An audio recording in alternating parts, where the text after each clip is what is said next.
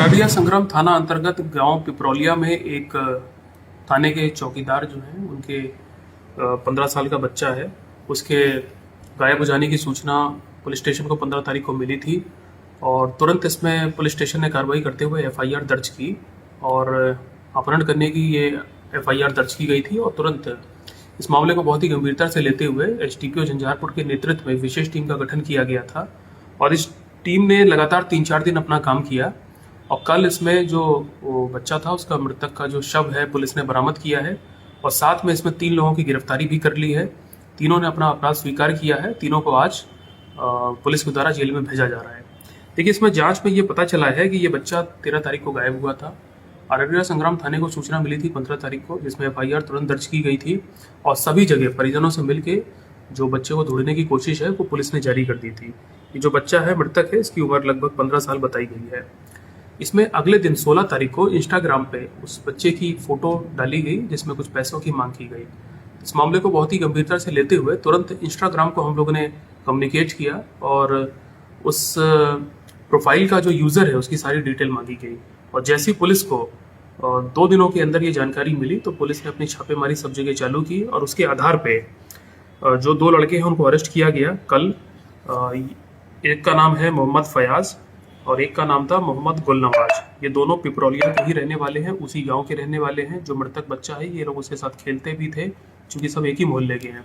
इनसे जब कड़ाई से पूछताछ की गई तो उन्होंने बताया कि इन्होंने जिस दिन बच्चे को अगवा किया था उसी दिन उसका गला दबा के या मुंह दबा के उसकी हत्या कर दी थी और वहीं पास में एक धान के खेत में पानी में इन लोगों ने जो शव है उसको फेंक दिया था।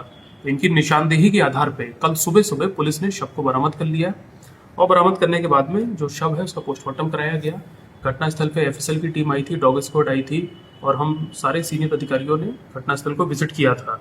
इसके बाद इन दोनों लड़कों से जब और कड़ाई से पूछताछ की गई तो इसमें सारी बात खुल के आई। इसी पिपरौलिया गांव का एक सरपंच है जिसका नाम है मोहम्मद जिलानी। इसके बारे में ये पता चला है कि इसी ने ये जो पूरा षड्यंत्र है रचा था और इसने इन 3 लड़कों को बुला करके बोला था कि मैं 50,000 रुपये दूंगा इस काम के लिए।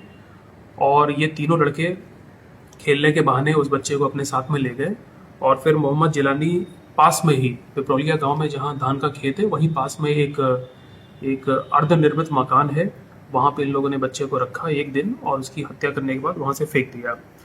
तो पुलिस टीम के द्वारा जब घटनास्थल का विजिट किया गया है तो वहां से काफ़ी एविडेंस मिले हैं जिसके आधार पर हम इन सभी लोगों पर कार्रवाई करेंगे। देखिए, पूछताछ में यह भी पता चला है कि जो थाने के चौकीदार हैं इनके द्वारा जब पुलिस के द्वारा थाने में कोई गाड़ी पकड़ी जाती थी, मोटरसाइकिल पकड़ी जाती थी या कोई शराब की गाड़ी पकड़ी जाती थी तो ये जो सरपंच है जिलानी ये फ़ोन करके कहता था चौकीदार को कि आप गाड़ी को छुड़वा दीजिए या किसी प्रकार की अनुचित ये कार्य करने के लिए बोलता था जिसमें चौकीदार साफ साफ मना कर देता था। इस वजह से इसको उस चौकीदार के प्रति एक अदावत थी, एक मन में एक खुन्नस की भावना थी और उसी के चलते इसने इस प्रकार का जो षड्यंत्र है वो रचा है। पुलिस को जांच में यह भी पता चला है कि जो मुख्य अभियुक्त है मोहम्मद जिलानी सरपंच है, ये आज से करीब 5 साल पहले भी एक व्यक्ति है मोहम्मद जब्बार, उसकी इसने सर पे मार करके हत्या कर दी थी। उस केस में भी ये जेल में जा चुका है। तो ये पुराना अपराधी है और ये इस टाइप की घटनाएं पहले भी कर चुका है। तो ये तीनों ने अपना अपराध स्वीकार किया है, तीनों को आज जेल भेजा जा रहा है और हम लोग इस मामले में बहुत ही जल्दी अनुसंधान पूरा करके स्पीडी ट्रायल चलवाएंगे और इन सभी अपराधियों को हम लोग फांसी की सजा दिलवाएंगे। धन्यवाद।